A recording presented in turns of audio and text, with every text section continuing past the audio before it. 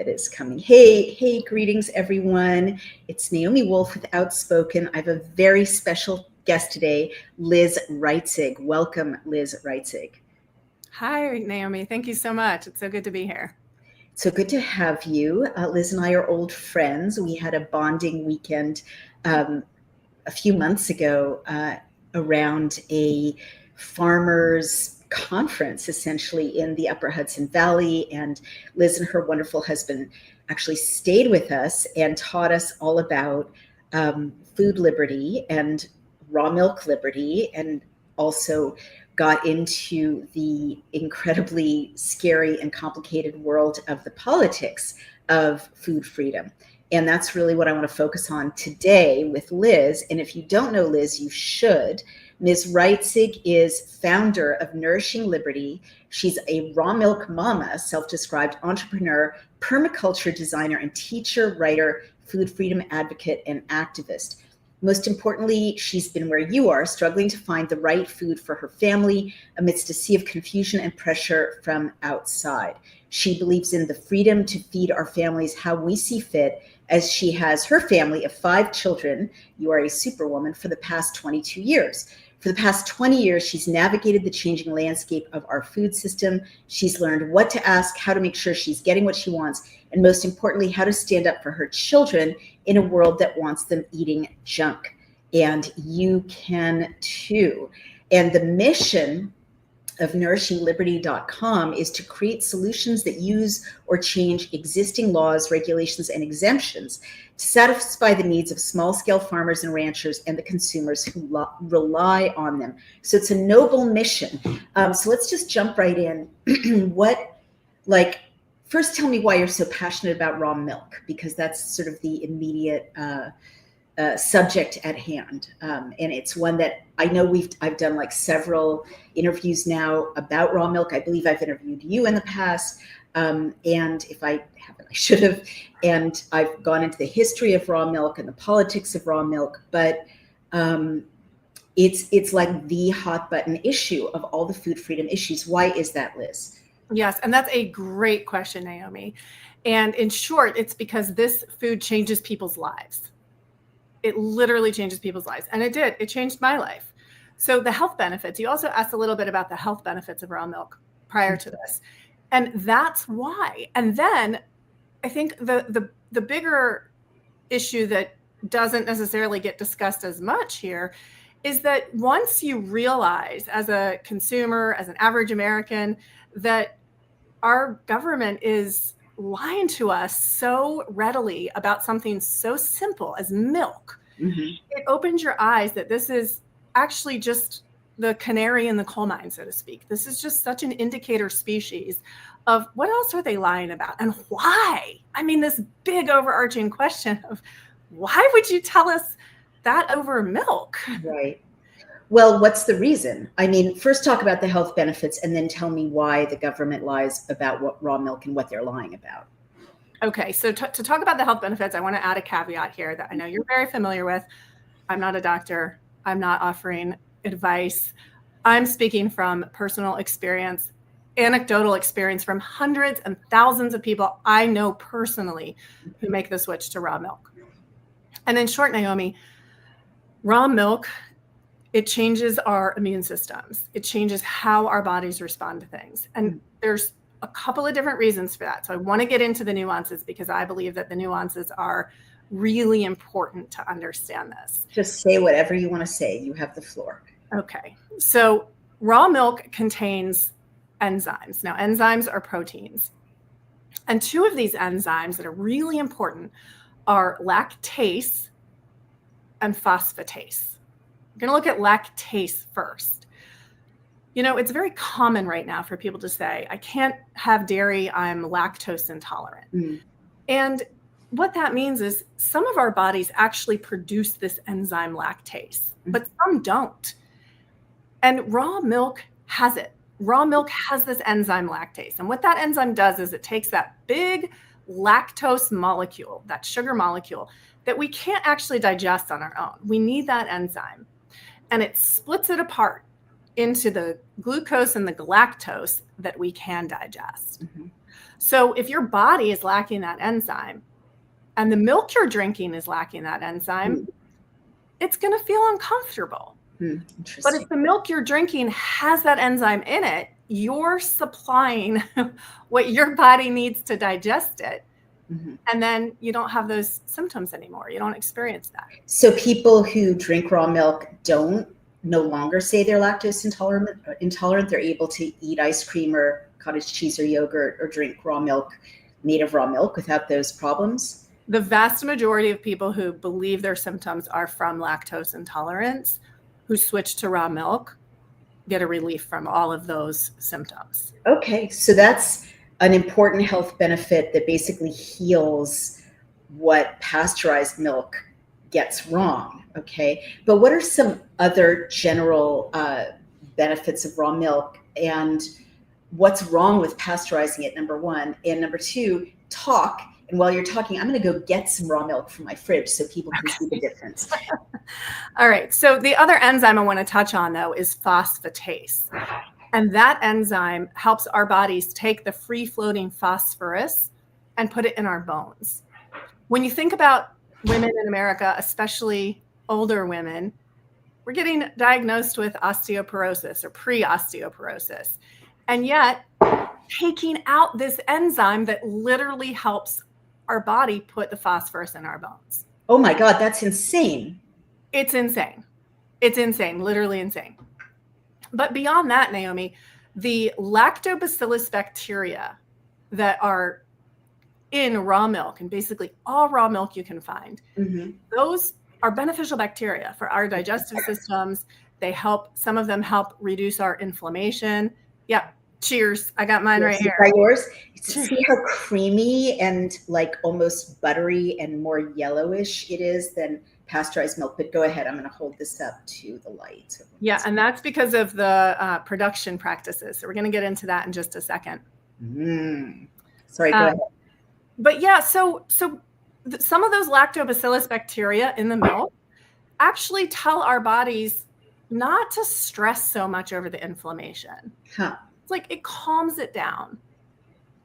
And those bacteria are in other things in addition to raw milk. They're in naturally fermented vegetables, cheeses, raw milk cheeses, yogurts, other fermented products.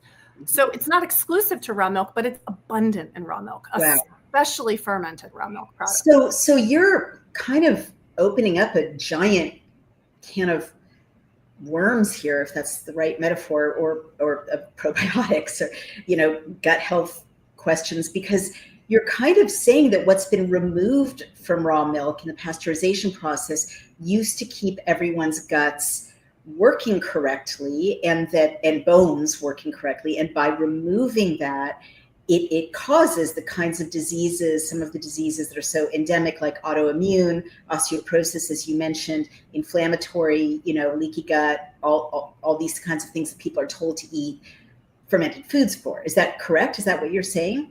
Yes, that is definitely a factor. Now, I want to also touch on production, because not all raw milk is produced equally. Okay, Liz, just before you do that, I often say to my audience, like, I'm not a medical doctor either. I'm a literature doctor, and my knowledge of these issues comes from reading 400 years of memoirs and letters and diaries and so on. I don't recall osteoporosis being mentioned and until like the post-war mid-20th century period. And I don't recall just organically people having the inflammatory conditions from their guts that they have now. They had other issues. They had gout, and they had, ulcers, and they had, all kinds of weird, scurvy. But those seem like really modern problems, unless they've been renamed, which is possible. But I guess where I'm going with that is it possible that the pasteurization of milk stripped modern people of gut, healthy gut flora that they had prior to the pasteurization of milk through the drinking of raw milk? Is that what you're actually saying? Absolutely. And I know that we agree that there's a lot of other causes as well for some of our degenerative illnesses of post-industrialization, but certainly, yes, raw milk offered back some of those probiotics, some of the nutrients that we really need. So taking that out is, right. causes problems. Sorry to interrupt, but this is so mind-blowing. So all those things that kids today suffer from, notably asthma and allergies, could those be related to their not having that intestinal flora because they're not drinking raw milk? Absolutely. So could it be related? Absolutely. Now, I want to say that is not definitively saying, but I will say for people who are curious about this topic, there are studies out of Europe showing the relationship between farm milk and lower instances of asthma and allergies in children. Seriously. Do you think that, have you heard anecdotally, some of my loved ones have respiratory issues, that when adults start drinking raw milk, their asthma and allergies improve or their autoimmune stuff improves? 100%, Naomi. I was going to mention that next. I've got a really funny story to tell you. This is not my story, it's somebody else's, secondhand, but this is a doctor at a prominent medical institution. And he had that experience. He started drinking raw milk and his allergies went away. And whoa, I'm telling you, from doing this work for over 20 years now, people come to me all the time. I switched to raw milk, my allergies are gone. I switched to raw milk, I'm not having asthma attacks anymore. So he said, so as a researcher, doctor, he said, I wanted to find out why. Yeah. So he petitioned, okay, this is hilarious, but this is true. He petitioned to the FDA to do a research study on this using human subjects. Right. And they told him, no, it's too dangerous. You can't do that.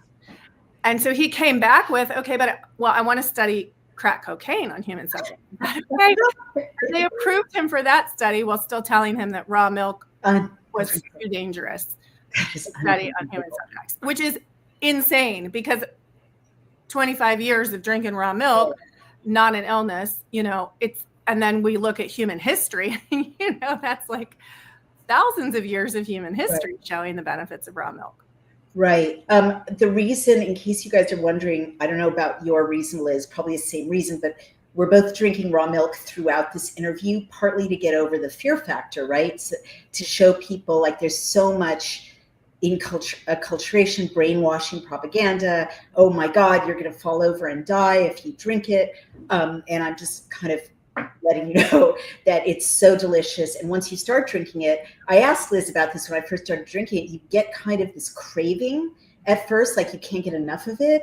And I think you explained that that's pretty normal. And it's because your body's catching up with deficiencies. What was your reason for why one so craves it, especially at first? Well, yeah, I think it really is part of that intuition, what the body knows that isn't necessarily conscious, that it's like the body's taking a big sigh of relief and going, oh, thank you. Right. It's such a nutrient dense food. And right. That's the other thing, that's why your milk is a little bit yellow right now. Why is that? Because it's got the beta carotene in it from the grass. Mm. So when you think about butter is supposed to be yellow. Right. That's beta carotene and vitamin A and vitamin K. And these vitamins, these fat soluble vitamins work synergistically for us to help put our minerals where they belong, Naomi. So it's not just about the calcium in our bones. It's about keeping the calcium out of places that shouldn't have calcium, like our soft tissue.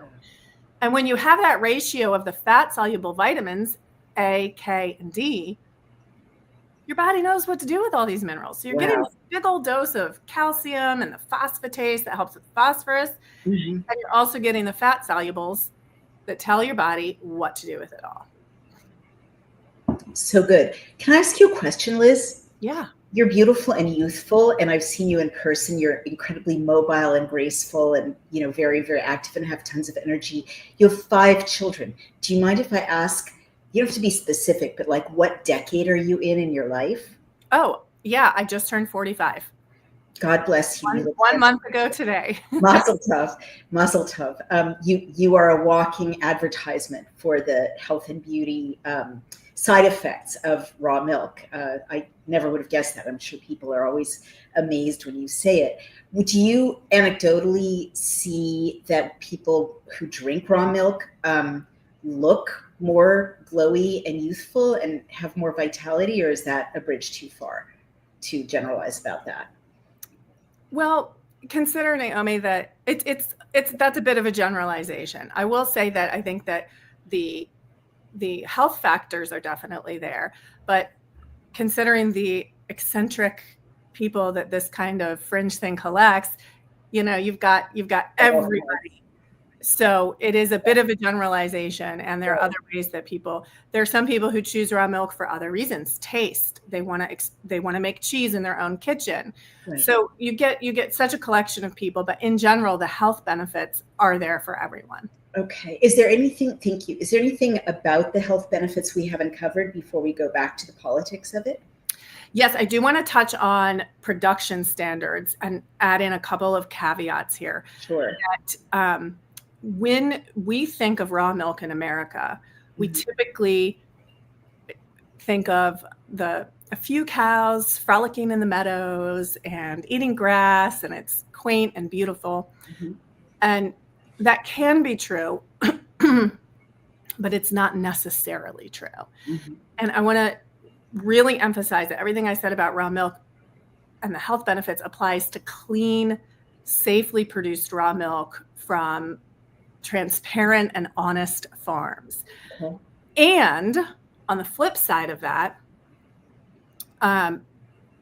the industry, the pasteurization industry, the conventional, what we would call conventional milk, simply reversing some of those practices, even if milk is still lightly pasteurized, if it's grass-fed, the cows are outside, you're getting a cow like a Jersey or a Guernsey with a high fat content, even if that's lightly pasteurized, you're still getting a much healthier product than conventional milk. So I know a lot of people can't find raw milk in their area, or it's quite expensive in some places.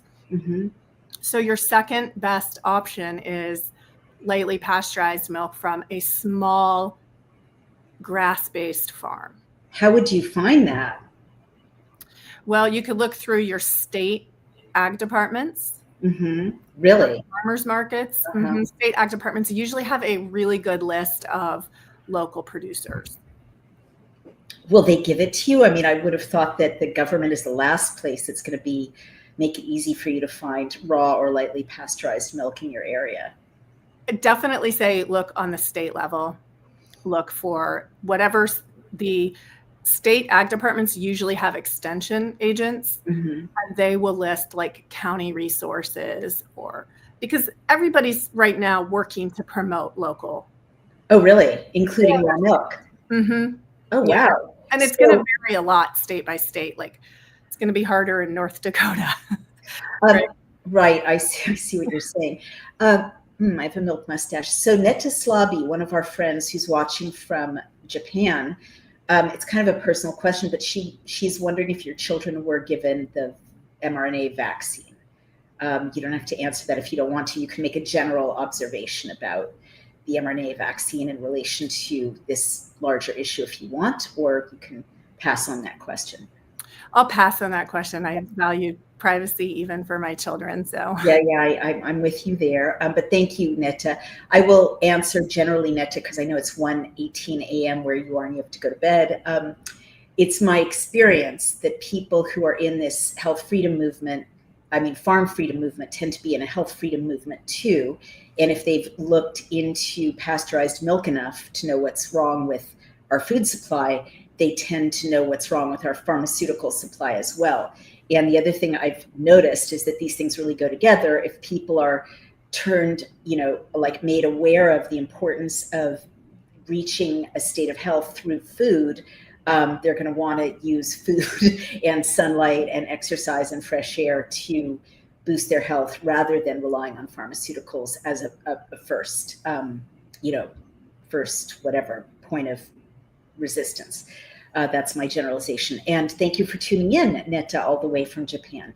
So, okay, if you're saying that state ag departments are now like helpful with people looking for raw milk, does that mean that the war on raw milk is over? Because a lot of people are aware that like Amish farmers have been arrested and, people are hounded out of business. I believe that a raw milk farm dairy out in California was just falsely accused of poisoning, raw milk and had to go through laborious, regulatory processes to get there, to open their doors again.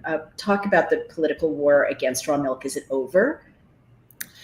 Well, to back up a little bit, so the state ag departments are working hard to promote ag in their states. Okay. So local producers, I wouldn't necessarily say most of them are helping advertise raw dairy farms, although some are, Naomi, some are, to their credit. And I would say that if you want to look at the past 20 years of the war on raw milk in America, definitely check out my Substack, because I've written tons of articles about that, and it's all in my new book as well. So if you want to get a good grasp on that, you should mention the title of your Substack and the title of your new book if you want people to. So Substack is Raw Milk Mama, okay. And my book is Raw Milk Mama: Rise of the Moo Shiners. That's cute. And so that's really about like, what did it take for us, for those of us who were wanting to provide raw milk or help farmers in the process? What was going on? Because 15 years ago, Naomi, they were boot stomping on our farms and on our farmers and 5 a.m. armed raids. Are you serious? Yes, entirely serious. And the FDA, federal marshals, CDC, I mean, they would send out, the FDA has their own enforcement branch. Oh my God. It was horrific. Wow. And Wisconsin farmer Vernon Hirschberger, he was criminally charged 4 criminal counts for peacefully feeding his community. Oh my God. He ended up with a 5-day trial. This was just 12 years ago. And he had a 5-day trial, criminal trial. I mean, what was the crime? What was the charge? The 4 charges were milking cows without a license. Milking cows without a license? Correct. I mean, when we say these things out loud, you see how insane it is. You really do. And offering retail sales without a permit. I forget what the 3rd charge was. The 4th one was moving product that had been red taped. So at one point they came out, they poured charcoal in his bulk tank, they shut all his coolers, and awful. It was awful. It was devastating. And he cut the tape and said, "Hey guys, come and get your food." So he was charged for that. He was acquitted on 3 of those 4 charges, wow. Which really speaks to the power of the jury, right? Right. Because the jury were members of his community, right? And yes. And he was well known, presumably, and appreciated by his community. Wow. I mean, that's how our system is supposed to work, jury of your peers. And what was the 4th charge that he was charged on?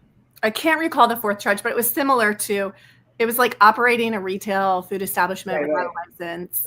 Right. It was all like licensing stuff. And he said, the argument he made in court over and over is, there is no permit for this, because what he was doing, and what I would love to see happen in American communities all over, is he was offering a community participation. So people were not just buying food from a farm that they just happened to come to once. They were invested in the farm. They had to work. It was like co-op hours. Work a certain number of hours to be part of it. They were participants in their own food production. Wow. I mean, I have seen farms kind of twist themselves into pretzels to create I think when I order from Farm Match, I'm ordering, from Pleasant Pastures, which I love. I did a whole unboxing video about that. I think some of the language of some of the farms is like, this is a cooperative and you're, just participating in a larger thing. And they have to jump through a lot of legal hoops in order to not violate laws, right? But what's wrong with calling it something else? I mean, isn't that kind of legitimate? You're engaged in a cultural experience, you're, engaged in a co-op, or should we just not have laws that twist farmers into pretzels for selling their food to their neighbors, which is how our country used to work until pretty recently, right? Yes, that's a really big question. I want to tackle it in tiers here. Okay. So I believe that our laws need to be changed. Okay. Many of them. And I also believe that in general, our whole food system needs a rework. Mm-hmm. But in general, all of us actually, but those of us who care more, participate more, that we learn more about our food production. We learn what goes into milking cows, because we're losing so much land, so many farms to other things. And it's vital that we get this knowledge and retain what we have. Mm-hmm. Okay, so yes, I believe the laws need to change. I believe we all need to step up a little bit and learn the basics of our food production. And I think it's really important that as consumers, mm-hmm. we know what we're getting into. And just because a farm says nice things does not mean that they're adhering to really important safety standards, transparency, and honesty. Well, how do you know? As across the board. Well, we have to up our investigation on that, right? Like, as consumers, we've got to go to these farms. We've got to ask the right questions. We've got to talk to them about what tests are you doing. And I mean, honestly, Liz, most people don't have the time or the knowledge to do that. So there's got to be a middleman to do that, right? Like, I'm not going to go to Pennsylvania and show up at people's farm entrances and say, I want to ask questions about your production practices. And I would expect them to tell me if I did, right? The current agreement, you're right, Naomi, and the current agreement is that the state ag and health departments do that oversight for us. Right. And some states are doing a great job. Some are doing less than optimal. But even the states that are doing a great job, like Pennsylvania, some of the farms don't want to adhere to those standards. Huh. So that creates a black market that makes everything messy, makes it harder for us to understand what's going on, what are the standards of the food that we're getting. I don't really understand. If the farms don't comply with the state regulations, don't they risk fines or closures or all those things? I'm not following the risk that you're setting up here. They do. They do risk those things. But because of the really heavy enforcement that happened 15 years ago, states are being very careful in how they approach enforcement now. Many states are. So what is your call to action? I don't understand. Call to action is definitely to change the laws. Number one, we've got to make what? To make what change? Well, for one thing, to make it more available for farmers to make a living selling raw milk. And how concretely would you change the law so that would be possible? So that varies a lot state by state. And I believe really strongly in states' rights, that every state should have a say in how they want to do this. I don't think we should have like federal oversight on every single one of our. But this is we're I'm asking you to kind of imagine a model bill, that states could adopt if they want to. What would be in it from your point of view to make it easier for farmers to sell their milk? Pennsylvania has a really good model with a couple of things I would change, which is right now in Pennsylvania, permitted raw dairy farmers are only permitted to sell fluid raw milk. They're not allowed to, under that same permit, to turn their milk into yogurt, kefir, cream, and butter. That's so weird. Why not? That's the way it was written. and the changes haven't been made. I mean, that's the crux of it. That's the way it was written a long time ago, and it hasn't changed. So there are those of us who are working to change that actively. Mm-hmm. But that is a really good model, because Pennsylvania also has in there, like, they've got the standards in place that you're talking about, that people want to be assured, like, there's going to be testing in place. Like, I'm not, if the farm tests for salmonella, it's not going to get to me. Right. Okay. So you like Pennsylvania's laws that allow that, test raw milk, and have some oversight, but also let farmers sell liquid milk, if not cheese. Yes. Later. Okay. If somebody's working on this in a state that doesn't currently have raw milk for human consumptions, then I would say absolutely add in those value-added products. Okay. All right. That's a great recommendation. In Maryland as well. Oh, in Maryland as well. Well, that is probably why I have to import my raw milk all the way from Pennsylvania, where I've been ordering is all the way in Pennsylvania, and I live in New York. So I don't think it's easy for me to buy raw milk. I know there are a handful of places in New York that sell it, but I don't think it's easy for me to get access to it in New York, which is insane. So what would you say to Maggie Sergio, who says, and I'm guessing Maggie may be a vegan, because this is a common objection from vegans, that milk is for baby cows and not for humans? Yeah, that is a vegan talking point for sure. And I would say that human civilizations have co-evolved with our different mammal companions for millennia now. And whether it's cow milk, it's for baby cows. And there's so much that mama shares some with us. I mean, this is not a scarcity issue, right?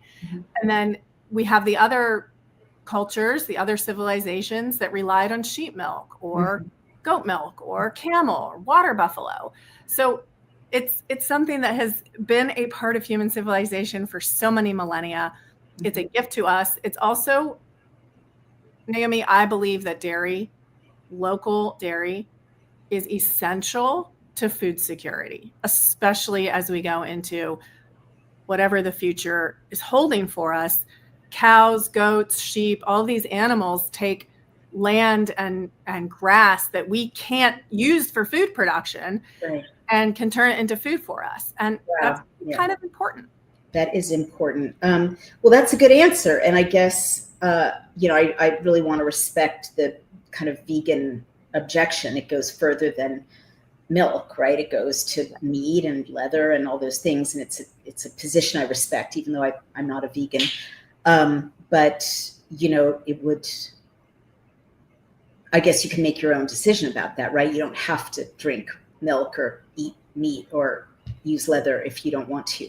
And then what would you say to this long observation, but useful one, by Lisa Jean Vunk, which is, it's currently mostly a poison system, not a food system. The farmers that grow real non-GMO or chemical-laden foods must sell to Archer Daniels Midland or Cargill, who fractionate, I'm not sure what that means, but I'm sure you do, process and jack up the prices before it can get sold to companies that sell food. Get rid of all corporations, number one. Number two, government is just the control, theft, and slavery of the populace. It's not the laws, it's maritime admiralty law. Well, that's something I totally don't know about. Man-made, that needs to go, in my humble opinion. We can create new social systems. Oops, Liz, I'm sorry. Where are you? Where did you go? I'm here, Naomi. How to add you to the stage again, or myself for that matter.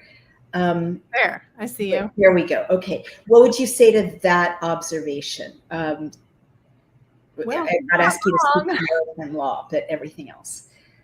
Yeah, I mean, she's not wrong. Our food system is a mess. It's a mess right now. And I believe the solution is that we've got to get to hyper-local food security. So food produced as locally as possible.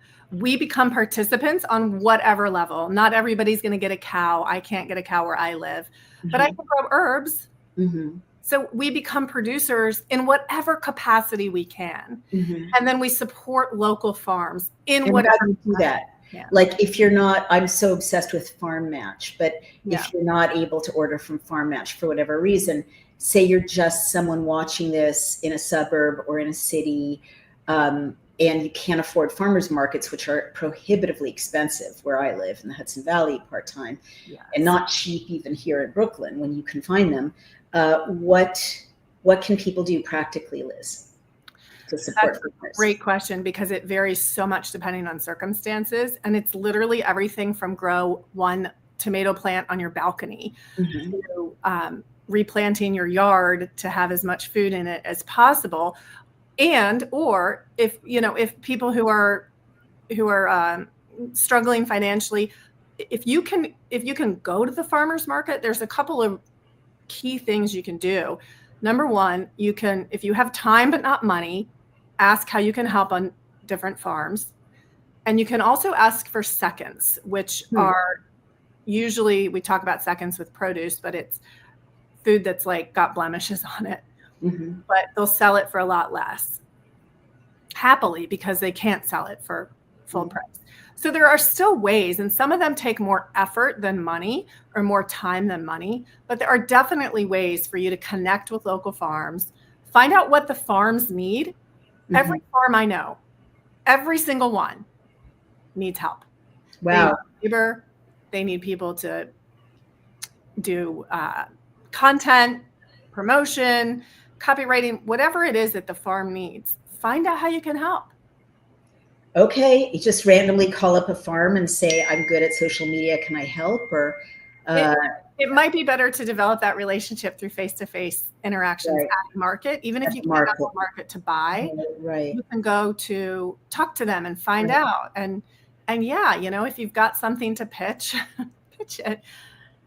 Are farmers open to barter? Like if you were to say, hey, I can't afford, to pay market prices for this, but I can come up and help pick things, or I can, promote you on social media or whatever. Like, would people, is that a weird thing to offer, or would farmers actually be responsive to it? I'm just trying to get to the practical, quid pro quo here for people. In my experience, they're totally open to it. And that's how if you go to the farmer's market at the very end, like you'll see they're all doing that.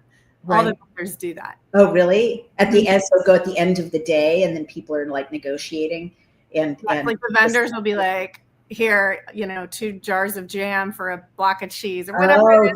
They're bartering with each other. Oh, that's very interesting. Boy, it would be so cool to have like a bulletin board at every farmer's market where people offer their services in exchange for food, and the farmers can contact them if they want to make that trade. That's really, really interesting. Of course, the other byproduct of these kinds of economies or sub-economies is that we avoid central bank digital currency and tracked purchases and surveillance and so on. Those are great suggestions. I like that a lot. Why isn't there, like, we have 5 acres behind a property that we have, and I have no idea how to, farm it, and I'm busy with other things. I'm not going to farm it. And I don't even know, I barely know, I've grown like 2 pepper plants and a cucumber, right? Like I barely can do that in a season.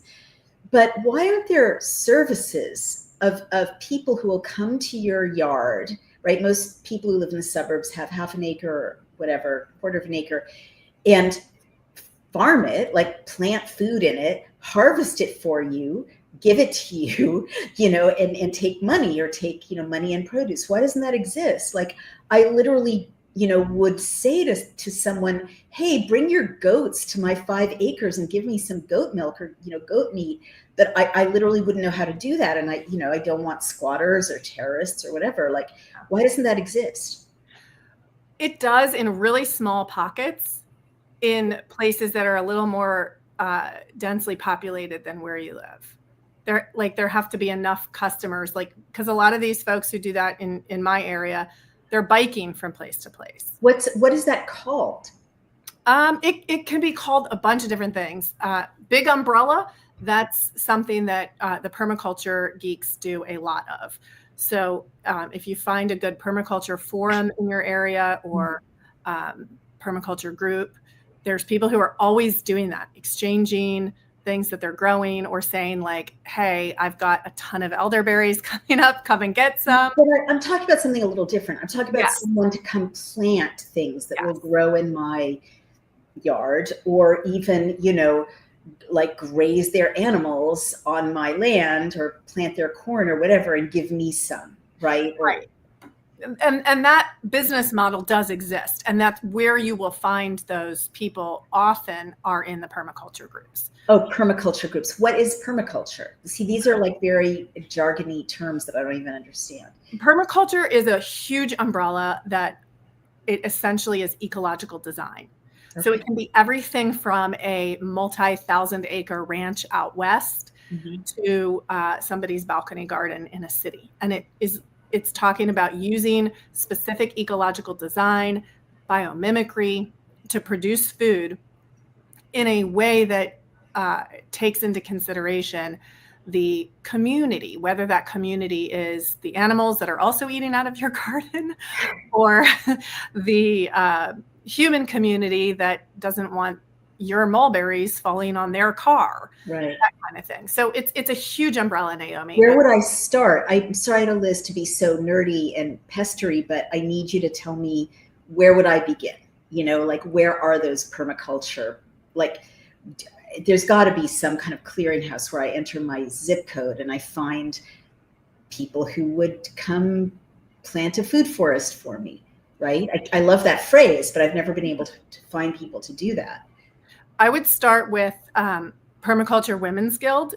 That's by Heather Jo Flores, a fantastic woman. She wrote the book Food, Not Lawns a long time ago. But there is a bit of a clearinghouse there, especially for women who are in permaculture, who are working their way up, shall we say.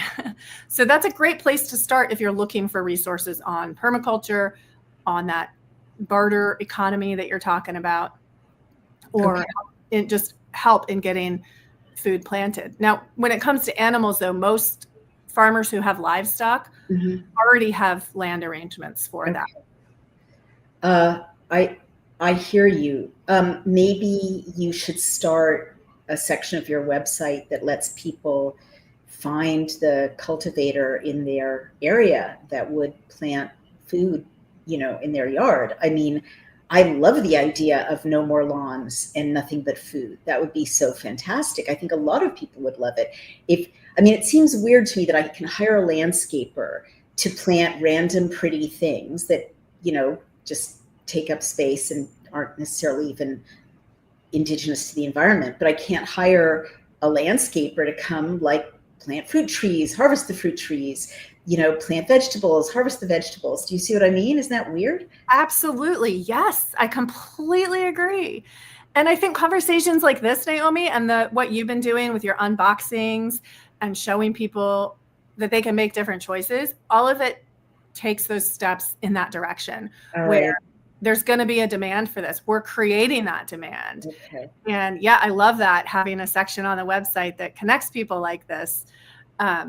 It's that's great to brainstorm around. Okay, well then let me just put it out there. I want some goats to eat my thorns in the Hudson Valley. And I also want, I just want to share this with you, Liz. I ordered like 3 years ago a couple of apple trees through the mail and planted them and didn't really know what I was doing, didn't spray them, didn't do all the things you're supposed to do. And I thought I kind of gave up on them. And because they were surrounded by weeds, the forest sort of reclaimed them. I was kind of overwhelmed. One of them produced an apple. Like, I have an apple 3 years later, one beautiful apple, very exciting. But it would be so wonderful to find someone to just like save my apple trees. Well, this has been very productive. We don't have much time left, but I do want to take a moment to thank our sponsors. This is kind of germane, although a bit heavy. Are you and your partner struggling to conceive? Not you, obviously, Liz. You have a giant household of children. If you took the COVID vaccine, there is cause for concern and you're not alone. A recent study led by Danish researcher Dr. Viveka Manichi analyzed birth data from women aged 18 to 39 over a 2-year period starting in 2021. The findings suggest a significant decrease in birth rates among vaccinated women, with data indicating a reduction in egg count by nearly 60%. Dear God. Since 2021, fertility rates have significantly declined in many regions around the world.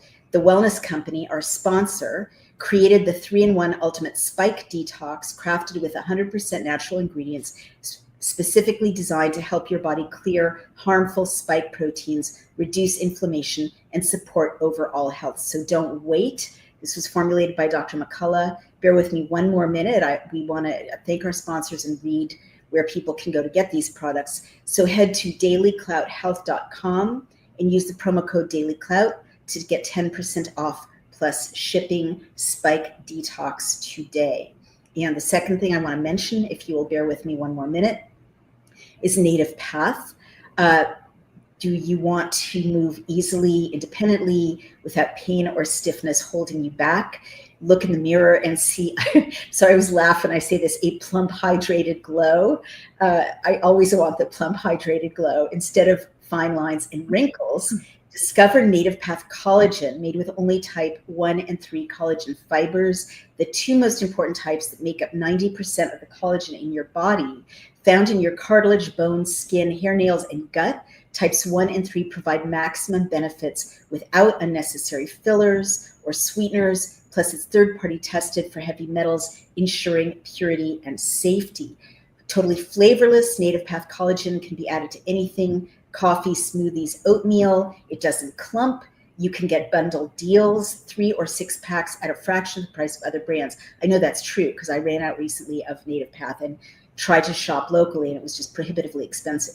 With over 4 million jars sold, 1 million happy customers, 8,000 5-star reviews, and a 365-day no-risk guarantee, Native Path is a trusted choice. So that is getnativepath.com/dailyclout, and you can order with a huge discount. Start your transformation today. And I think thank you, Native Path. I think all these things kind of go together because obviously, if you're eating a good diet, getting those good probiotics, getting the A and D and K and all the things from the raw milk and the other wonderful things you're getting at the farmer's market from the barter that Liz just shared with you, or from the, coming at the end of the day and buying the seconds, it's all going to work together. So now we've thanked our sponsors. Keep going. What else do you want people to know about the work that you do?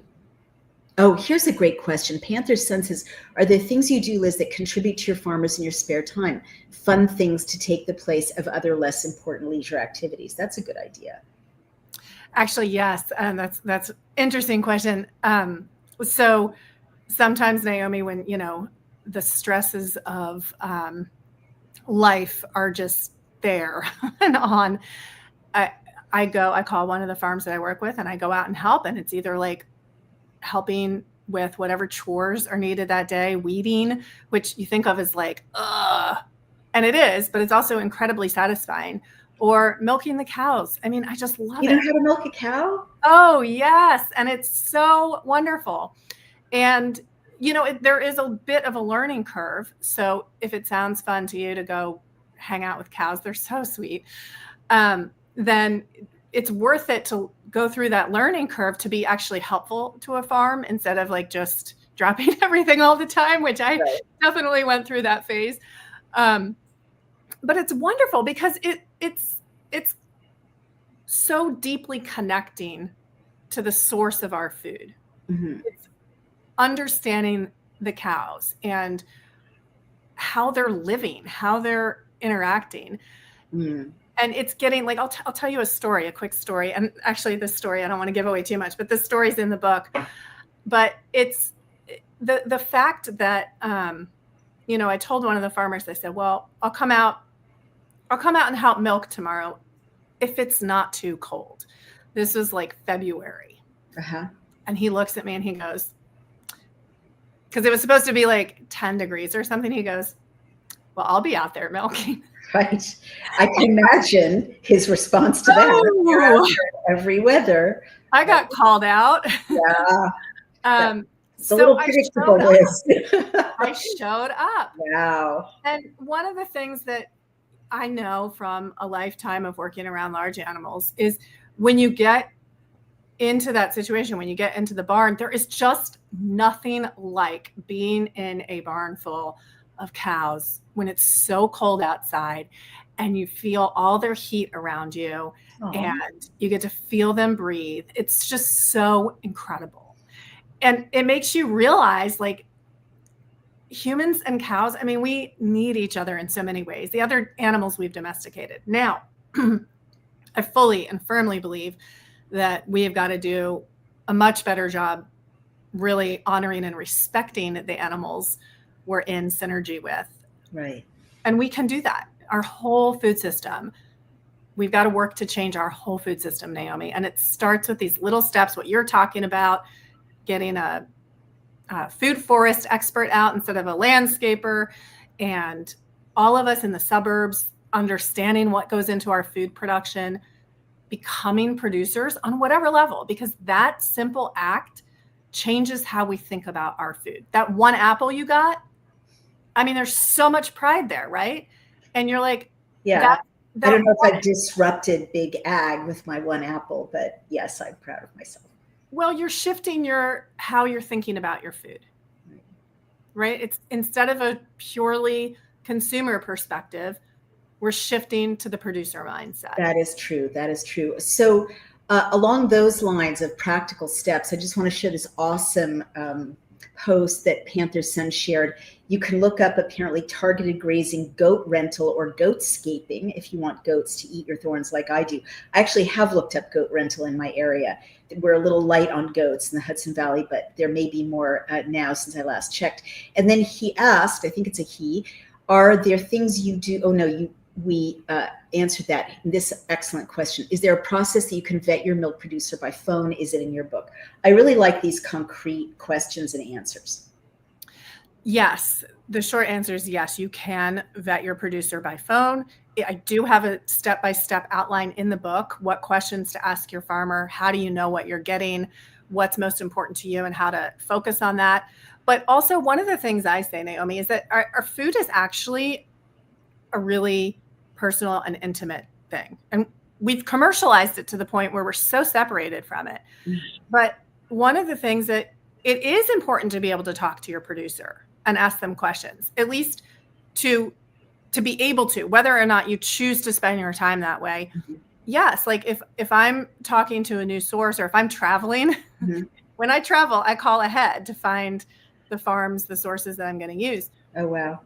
And if I can't ask them these questions that I have, like, do you test? How often? What are your practices? What are your processes?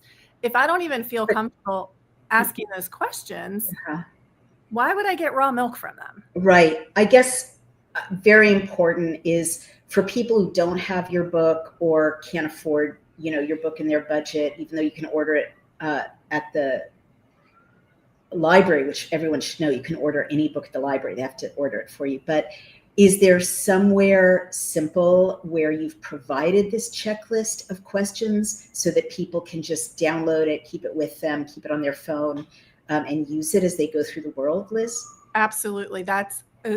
There's a lot of overlap between the questions in the book and the guide on my website. It's a free download. Just plug in your email and it gets delivered to you. It's 10 questions to ask your farmer. Great. Perfect. So yeah, you can go to nourishingliberty.com and just download that guide right away. And it just plugs in those 10 questions and why.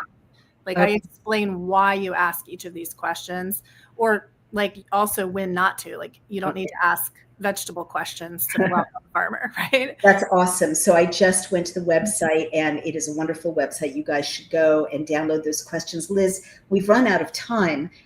Tell people again where to find you, where your Substack is, what the name of your book is, and we'll see you next time.